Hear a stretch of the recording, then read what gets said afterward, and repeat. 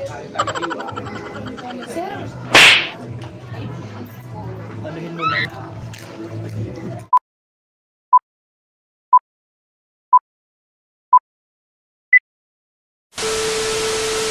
Shout out everybody!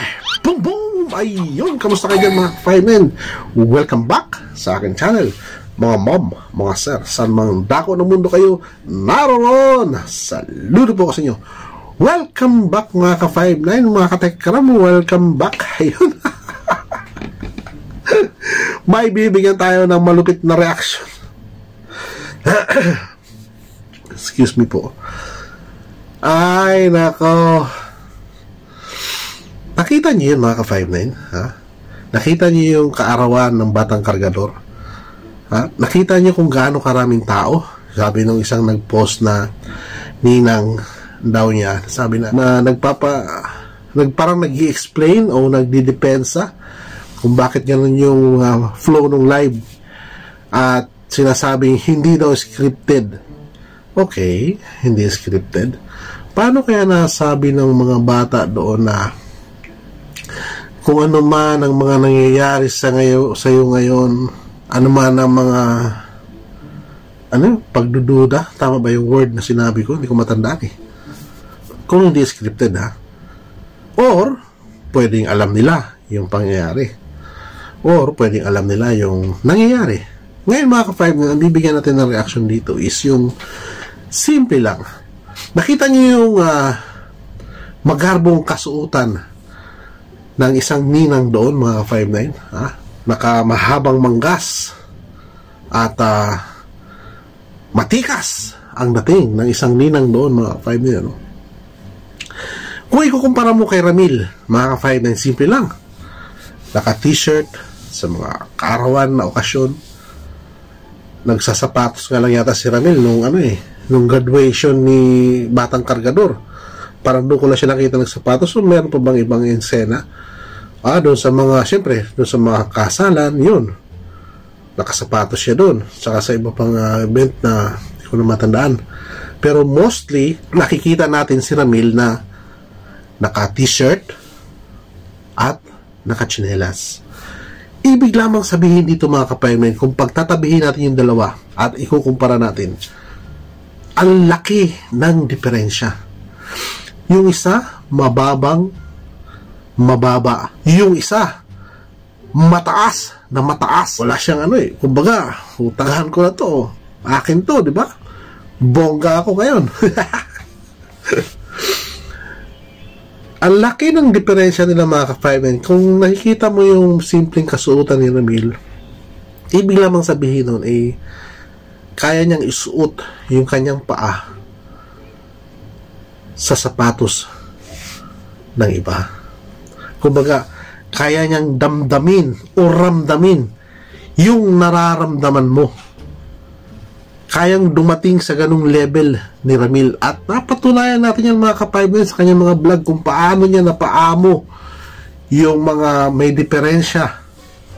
Nakita niyo naman mga ka-5 yung malumanay na salita niya talaga namang napapaamo niya itong mga taong mailap, ika nga, kumbaga paghalagala sa kalsada. Pero nakita niyo naman pag si Ramil na nagsalita at pag si Ramil na humaplos, yung mga nakatali ng ilang taon, yung mga nakakulong ng ilang taon, yung paghalagala sa kalsada ng ilang taon na mag-isa lang, na walang saplot, pang ibaba, yung kung ano-ano mga borloloy dyan, kaya ni Ramil bumaba sa ganung level mga ka-5 para mapaamo niya yung tao. Ito kaya mga to na kumupkup sa Batang Kargador ngayon, kaya nilang gawin yung mga ginagawa ni Ramil, na gaya na sinasabi ninyo pinagkakitaan lang yung batang yan, ha mga ka-59? Hindi kayang bumaba ng mga taong kumupkup ngayon kay Batang Kargador. Kasi kung kaya nilang bumaba dyan sa party na yan, o sa tinatawag nilang party na yan, nakarawan ng Batang Kargador, nisin sana nagsuot lamang sila ng simple. Dahil ang mga kasuutan ng mga taong nandoon ay pawang mga simple lang din naman. Hindi naman kailangan pabonggahan ng damit para lang mapansin ka. Ito ang malayong pagkakaiba ninyo kay Ramil. Tapos, ngayon sasabihin nyo, ano yun? Pinagkakakitaan yung Batang Kargador. Hindi lang naman kay Batang Kargador nag-viral si Ramil, Hindi lang naman kay Batang Kargador dumami ang mga subscriber ni Ramil. Hindi lang din kay Batang Kargador sinasabi nga natulungan ni Ramil. Ang dami mga ka-59.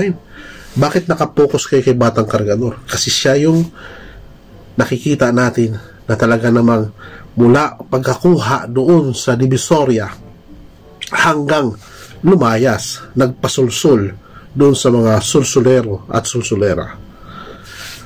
Madagdag ko pa mga ka-59, kung nakaabot ka pa dito sa video ko na to, kung nakaabot ka sa parte na ito ng video ko, ay pwede kang mag-comment dyan na si Ramil lang ang malakas, Tekram lang ang malakas. Ayun, pag mga ka-59, maraming salamat po ulit. Ngayon, dudugtungan ko pa yung aking reaction mga ka-59.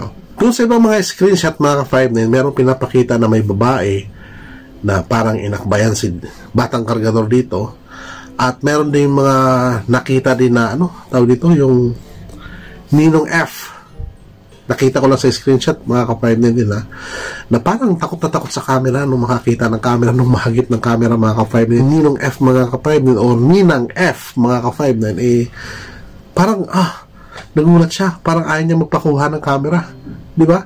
Samantalang alam naman natin nung nasa bahay ni Ramil halos kunin niya lahat ng angulo ng video na kailangan makuha siya dahil kasama yung Batang Kargador mga ka-59. Ngayon, bakit ganun? Bakit siya umiiwas? Anong iniiwasan niya? Meron nga ba? Diba mga ka-59? Meron pa isang mga ka-59 na bibigyan ko ng reaction din dito mga ka-59 ay nakaabot ako dun sa sinasabing salamat sa mga sponsor. Parang lang nabilang ko doon is nasa 16 o 18 na lang ang sponsor ng mga to mga ka-59. Alam nyo, malaking pagkakamali talaga at malaking pagiging mali na mga taong gustong kumuha kay Batang Kargador. Dahil akala siguro nila, pag nasa kanila na yung Batang Kargador is magsuswitch yung mga tao pupunta sa kanila. Kasi nga naman, mahal na mahal ng mga tao itong si Batang Kargador. Ngayon, naalaman natin mga ka-59, ilan na lang talaga yung mga taong nagmamahal doon kay Batang Kargador. Sabi ko nga sa mga sponsor, ilan na lang sila. Kung hindi ako nagkakamali doon sa pagbilang ko is 16 or 18, something like that. Hindi ko na inulit yung video Basta parang ganun yung nagbibilang ako ng mga pinapasalamatan. Parang sinasabi na enough. Ngayon, ito pa mga ka-59 pagdating ng pangako niya na magla-live daw ng alas 9, hindi sila kapag-live. Ano ba yun? Napagod sila? O mayroong nangyari? Hindi kaya may nangyari? Siguro, maramdaman ngayon ng Batang Kargador na yung kanyang kaarawan ngayon, although nakita man natin siya nakangiti, ay ibang-iba doon sa naging kaarawan niya ng ilang taon. May isip niya yun, may kukumpara niya yun sa sarili niya na bakit pa ba ako sumama sa mga ninang ko na to. Sana nga maisip niya mga ka-59, pero I doubt mga ka-59 na makabalik pa siya sa pamilya Manalastas. Sa akin palagay o sa aking sariling opinion ay hindi na siya makakabalik sa pamilya Manalastas. Nakita natin mga ka-59 walang reaksyon yung kampo ni Ramil o ng Manalastas sa araw na ito. Hindi natin alam kung kinabukasan ay magla-live sila, pero mga ka-59 isa lang ang napansin ko rito, hindi na mauulit yung mga nangyari noon. Kung ano yung natanggap noon ng Batang Kargador ay hindi niya na matatanggap ngayon. Kung ano yung natamasa niya noon ng Batang Kargador ay hindi niya na matatamasa ngayon. Lalo wala siyang sariling tirahan, wala siyang masasabing this is my home. Walang ganun Na unlike before, merong sinasabi na, yes, bahay ko to, dito ako nakatira. Merong ganun eh. Pero ngayon, wala nang ganung factor na, this is my home. Wala na kasi, hihiramin siya ng kabila, hihiramin siya ng kabila. Diba? Kagaya nga nung nasabi ko mga ka-farming sa una kong mga vlog na maswerte na pag umabot ng 1 taon na makapag-aral o mag-aaral itong batang ito. At kung talagang desidido siya, tatapusin niya yung kanyang pag-aaral. Kung hindi, at maniniwala lang siya doon sa mga, kung hindi, at kung patuloy siyang may spoiled ng mga ninang niya, malabo. So mga ka-finder, hanggang dito lang muna tayo mga mamaser, saan mang dako ng mundo kayo naroon. Salute po ako sa inyo. Medyo masama ang pakiramdam. Ingat po tayo mga ka-5-9 at huwag kakalimutan na magpasalamat sa araw-araw na buhay na ibinibigyan ng dakilang lumikha. Maraming salamat po. Boom boom! Ingat po tayo.